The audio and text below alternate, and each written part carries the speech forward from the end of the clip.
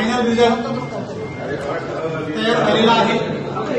त्याप्रमाणे उमेदवार शोभा कोळी शहा एकूण मिळालेले वैध मते 7,740, भावनाताई घाणेकर एकूण मिळालेले वैध मते 9,210, रुपाली तुषार ठाकूर 593, नसरी इसरार शेख 116, वरीपैकी एकही नोटा 206, एकूण वैध मते 17,865, प्रदत्त मते 4।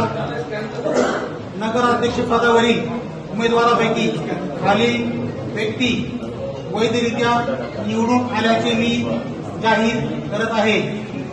भावनाताई घाणेकर, पक्ष नॅशनलिस्ट काँग्रेस पार्टी, शरदचंद्र पवार यांना मी विजयी घोषित करत आहे।